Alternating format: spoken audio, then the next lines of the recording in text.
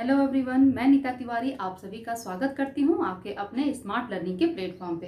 तो प्यारे बच्चों, हम लोग क्या पढ़ रहे हैं? मुगल साम्राज्य, है ना। और मुगल साम्राज्य में हम जहांगीर के बारे में पढ़ रहे हैं, ठीक है। तो जहांगीर की कहानी को हम आज आगे बढ़ाते हैं, देखते हैं इसकी आगे की कहानी क्या है, ठीक है।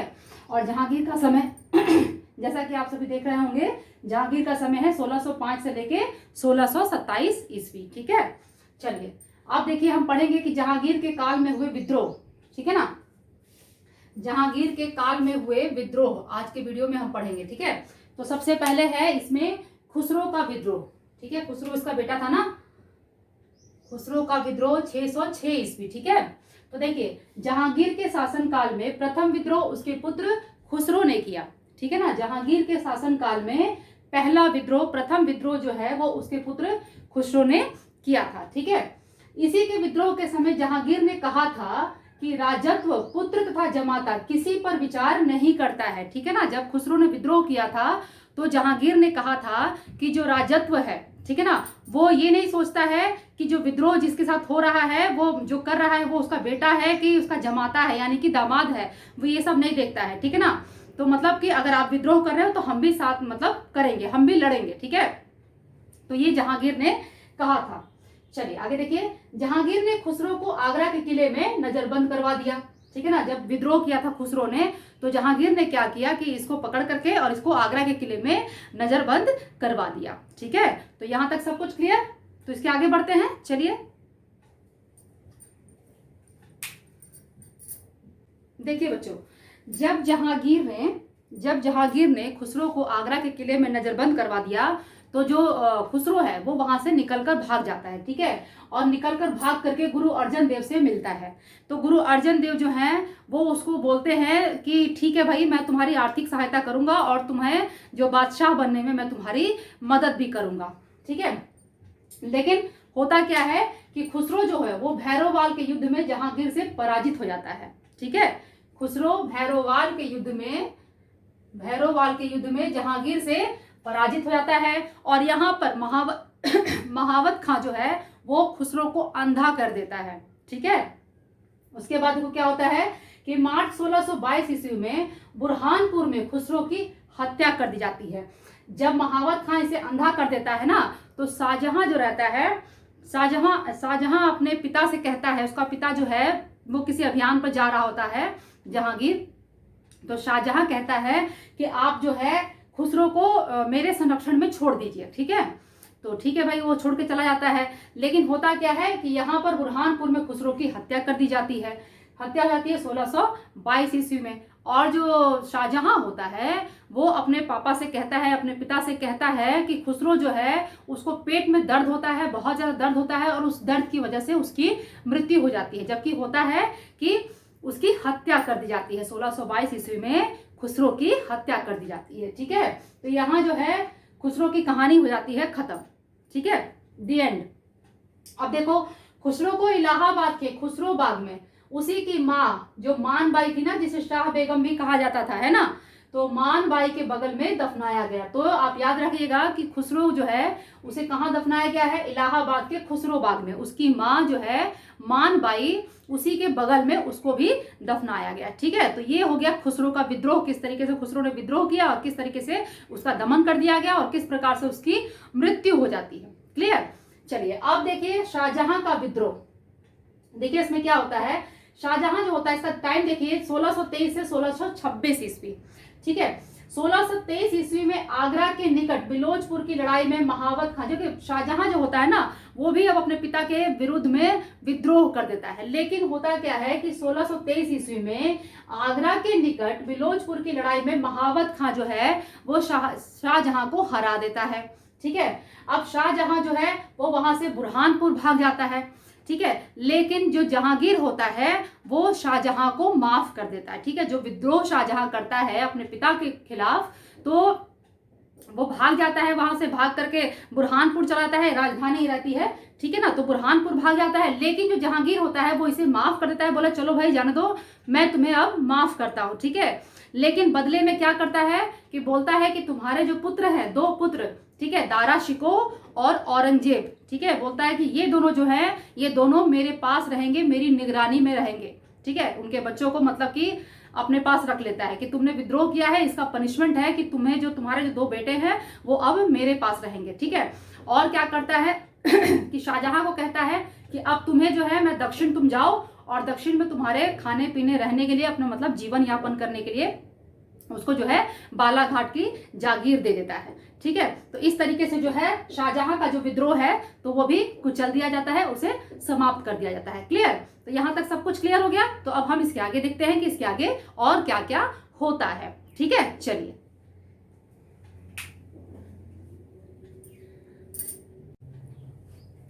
देखो शाहजहां के बाद ना महावत खां भी जो है वो भी अपना विद्रोह कर देता है, ठीक है। महावत खां का विद्रोह 1626 ईस्वी, ठीक है ना। देखो महावत खां का जो रियल नेम था, जिसका मूल नाम था, वो था जमान बेग, ठीक है। महावत खां जो थी ये इसकी उपाधि थी जो कि जहांगीर के द्वारा ही दी गई थी, ठीक है। तो देखो 1626 ईस्वी में महावत खां जो है वो जहांगीर के विरुद्ध क्या करता है, विद्रोह कर देता है, ठीक है। कश्मीर के झेलम के तट पर, ठीक है ना, वहां पर क्या करता है, कश्मीर के झेलम के तट पर महावत खां जो होता है वो जहांगीर को बंदी बना लेता है। लेकिन नूर जहां जो होती है वो तुर्की का उसको बहुत अच्छा नॉलेज था और महावत खां जो था उसको तुर्की का नॉलेज नहीं था। तो इसका फायदा उठा करके नूर जहां बहुत ही चालाकी, बहुत ही होशियारी से जहांगीर को वहां से छुड़ा करके ले जाती है, ठीक है। तो ये जो है महावत खां, इसने भी जहांगीर के खिलाफ जो है विद्रोह किया था, ठीक है। चलिए आगे देखिए, यहाँ पर हम पढ़ेंगे जहांगीर की धार्मिक नीति, ठीक है ना। तो देखिए जहांगीर की धार्मिक नीति में देखिए कि जहांगीर जो था वो शिवरात्रि को योगियों से साक्षात्कार करता था, ठीक है। तो ये याद रखिएगा, स्टेटमेंट के क्वेश्चंस के लिए बहुत इंपॉर्टेंट है कि जहांगीर जो था वो शिवरात्रि को योगियों से साक्षात्कार करता था, यानी कि योगियों से मिलता था, बातचीत करता था, ठीक ना। साक्षात्कार का मतलब तो आप समझते ही हैं, ठीक है। 1612 ईस्वी में जहांगीर ने पहली बार राखी बंधवाया, ठीक है, इंपॉर्टेंट है, ये सब याद रखिएगा। 1612 ईस्वी में जहांगीर ने पहली बार राखी बंधवाई, ठीक है। तो यहां तक सब कुछ क्लियर। अब चलिए आगे देखते हैं, ठीक है।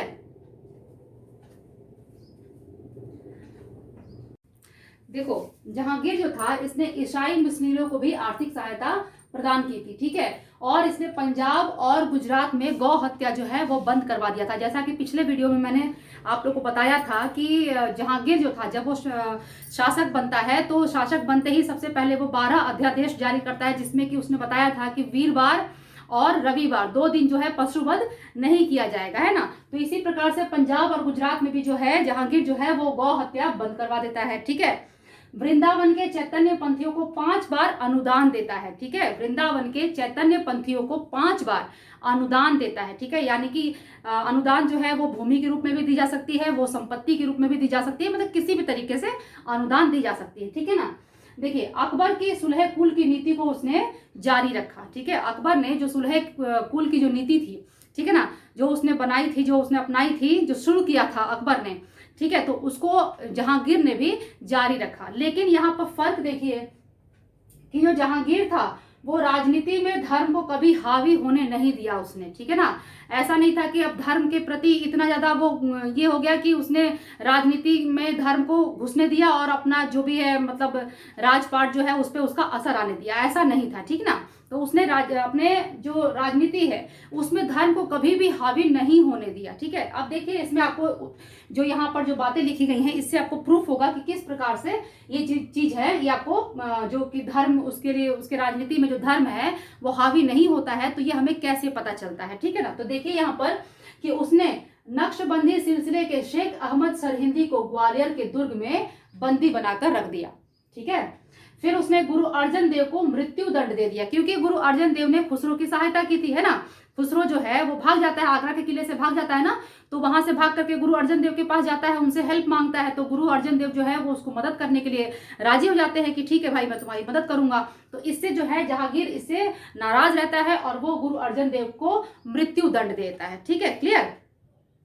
उसके बाद देखो कि अजमेर में 12 अवतार की जो मूर्तियां हैं उसको वो नष्ट कर देता है। तो इस प्रकार से और भी बहुत सारी जो चीजें होती हैं इनको वो बर्बाद करता है, ठीक है। तो इसका मतलब ये हुआ कि वो सिर्फ धर्म के बारे में ही विचार नहीं करता था, ऐसा नहीं था कि वो सिर्फ धर्म के बारे में विचार कर रहा है, नहीं, वो अपनी राजनीति पर, ठीक है, अपनी सत्ता पर कभी भी धर्म को हावी उसने नहीं होने दिया, ठीक है। तो यहां तक आई थिंक आपको सब कुछ क्लियर हो गया होगा। ठीक है, अब हम क्या पढ़ेंगे, अब हम पढ़ेंगे जो मुगल दरबार में जो अंग्रेज यात्री आए, ठीक है ना, उनके बारे में पढ़ेंगे। ठीक है, तो चलिए, और हम नूरजहां के बारे में भी थोड़ी जानकारी लेंगे, क्योंकि अगर हम जहांगीर के बारे में पढ़ रहे हैं तो हमें नूरजहां के बारे में भी जानकारी होना जरूरी है। ठीक है ना, क्योंकि बहुत ही इंपॉर्टेंट पार्ट है नूरजहां जहांगीर के साथ में। ठीक है, तो चलिए अब हम लोग पहले नूरजहां को पढ़ लेते हैं और फिर उसके बाद हम अंग्रेज यात्री जो है उनको समझ लेते हैं। ठीक है, चलिए।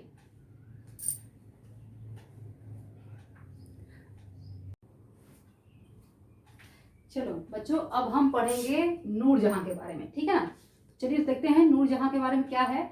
तो नूरजहां जो है, इसका वास्तविक नाम, इसका रियल नेम क्या था, मेहरुनिसा। ठीक है ना, इसका रियल नेम क्या था, मेहरुनिसा। ठीक है, 1577 ईस्वी में कांधार में एक वृक्ष के नीचे इसका जन्म हुआ था, जब इसके माता पिता जो हैं वो कांधार से भारत की ओर प्रस्थान कर रहे थे। ठीक है ना, भारत की ओर वो आ रहे थे, तो 1577 ईस्वी में इसका जो है जन्म हुआ एक वृक्ष के नीचे, एक पेड़ के नीचे। ठीक है, अब देखिए उपाधि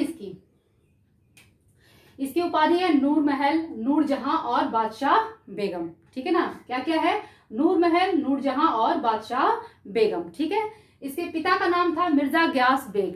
ठीक है, नूरजहां के पिता का नाम क्या था, मिर्जा ग्यास बेग। क्लियर।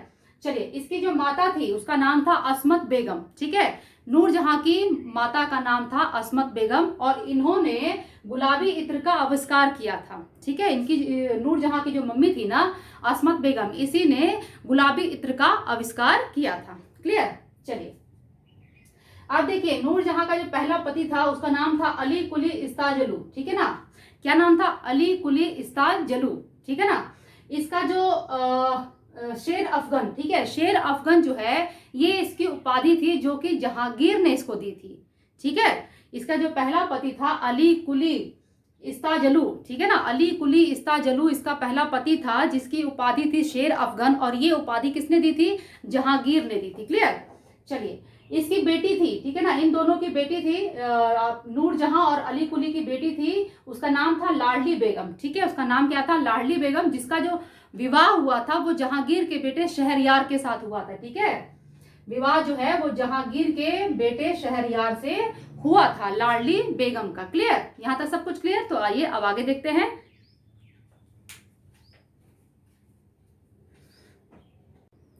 देखो बच्चों, होता क्या है कि अली कुली की जब मृत्यु हो जाती है, ठीक है, अली कुली की मृत्यु के बाद मेहरुनिसा जो होती है वो अकबर की विधवा सलीमा बेगम की सेविका बन जाती है। ठीक है, जब अली कुली की मृत्यु हो जाती है तो जो नूरजहां है वो अकबर की विधवा होती है सलीमा बेगम, उसकी सेविका बन जाती है। ठीक है, 1611 ईस्वी में जहांगीर जो होता है वो मेहरुनिसा से विवाह कर लेता है। ठीक है, 1611 ईस्वी में जहांगीर जो है वो मेहरुनिसा से विवाह कर लेता है। ठीक है, क्लियर। देखिए, पहले यह नूर महल, फिर नूरजहां, और अंततः 1613 ईस्वी में बादशाह बेगम के नाम से जाने जाने लगी। ठीक है, पहले नूर महल, फिर नूरजहां, और अंततः और लास्ट में 1613 ईस्वी में ये जो है बादशाह बेगम के नाम से प्रसिद्ध हुई। ठीक है, सब लोग इसे बादशाह बेगम के नाम से जानने लगे। क्लियर। चलिए, जहांगीर ने इसे शासन करने तथा बादशाहत के चिन्ह धारण करने का अधिकार दिया। ठीक है ना, जो जहांगीर था इसने इसे शासन करने और बादशाहत का जो चिन्ह होता है इसका जो यूज करने का इसको अधिकार दिया। ठीक है, नूरजहां को। चलिए, नूरजहां जहांगीर के साथ जो है शिकार पर जाती थी, बहुत अच्छा शिकार करती थी। नूरजहां जो थी ये बहुत अच्छी शिकारी थी, और ये जो है जहांगीर के साथ में ये शिकार पर जाया करती थी। ठीक है, ये काफी होशियार थी। ठीक है ना। चलिए, नूरजहां ने अपने नाम के सिक्के जारी किए और झरोखा दर्शन भी देने लगी। ठीक है, नूरजहां ने अपने नाम के सिक्के जारी किए और झरोखा दर्शन भी देने लगी। अब देखिए, झरोखा दर्शन जो है ये किसने शुरू किया था, ये अकबर ने शुरू किया था। आई थिंक मैं जब अकबर का वीडियो आपको जब चैप्टर पढ़ा रही थी तो शायद ये रह गया था, तो कोई बात नहीं है। अब आप जान लीजिए कि जो झरोखा दर्शन है ये आपको किसने शुरू किया था, अकबर ने शुरू किया था। ठीक है, मैं आपको ये वीडियो तो बना ही रही हूँ, पढ़ाई रही हूँ, साथ साथ में मैं कोशिश करूंगी कि जो हिस्ट्री है क्लास 12th की एनसीईआरटी, ठीक है ना, मैं उसको भी एक बार आपको पूरी बुक से पढ़ा दूं। ठीक है, ताकि कहीं भी कुछ भी छूटे ना। ठीक है, क्योंकि आपका एग्जाम में जो भी पूछा जाएगा वो सब एनसीईआरटी से ही पूछा जाएगा, और ये सब चीज एनसीईआरटी से ही है, लेकिन फिर भी मैं एक बार चाहूंगी, मैं कोशिश करूंगी कि मैं आपको बुक से भी जो चीज़ें हैं वो आपको पढ़ा के और सारी चीज़ें क्लियर कर लूँ। हो सकता है कि मेरे से, मैं भी इंसान हूँ भाई, तो हो सकता है कि कुछ बातें जो है यहाँ वो रह जाए, तो इसलिए मैं चाहती हूँ कि कुछ भी ऐसा ना छूटे जिससे कि आपको एग्जाम सेंटर में बैठने के बाद आपको लगे कि आपने ये चीज़ नहीं पढ़ा, इसकी जानकारी आपको नहीं है। तो मैं ऐसा बिल्कुल नहीं चाहूंगी। सो मैं कोशिश करूंगी कि मैं आपको एनसीईआरटी क्लास 12 की जो हिस्ट्री है, ठीक है, 3 पार्ट में है हिस्ट्री, तो मैं कोशिश करूंगी कि आपको 1 बाय 1 जो है पढ़ा सकूं। ठीक है, चलिए। तो यहाँ आपने देखा कि नूरजहां ने अपने नाम के सिक्के जारी किए और उसने झरोखा दर्शन भी देना शुरू कर दिया। ठीक है, यहाँ तक सब कुछ क्लियर। तो चलिए अब इसके आगे देखते हैं आगे क्या है। और ठीक है, चलिए।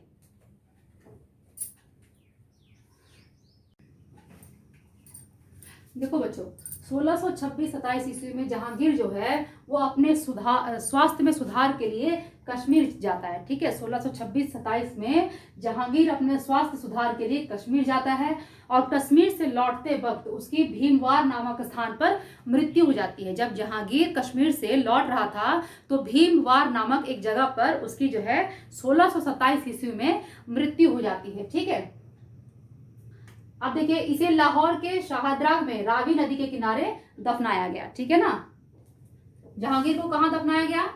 लाहौर के शाहदरा में रावी नदी के किनारे। ठीक है, जहांगीर को दफनाया गया। क्लियर।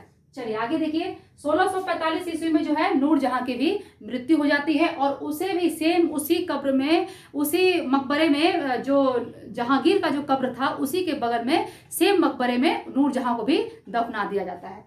ठीक है, तो इस तरीके से जो है जहांगीर और नूरजहां की जो कहानी है वो अब यहाँ खत्म होती है। ठीक है, अब हम देखेंगे कि जहांगीर के दरबार में, यानी कि मुगल दरबार में आने वाले जो अंग्रेज यात्री थे उनके बारे में थोड़ी जानकारी हम ले लेते हैं, जो कि हमारे एग्जाम के लिए इंपॉर्टेंट है। ठीक है, तो चलिए देख लेते हैं। देखिए, सबसे पहले देखिए कैप्टन विलियम हॉकिंस। ठीक है, कैप्टन विलियम हॉकिंस ये जो था ये हेक्टर नामक जहाज से भारत आया था। ठीक है, याद रखिएगा कि कैप्टन विलियम हॉकिंस जो है ये हेक्टर नामक जहाज से भारत आया था। ठीक है, अब देखो वो अकबर को संबोधित जेम्स प्रथम का पत्र, ठीक है ना,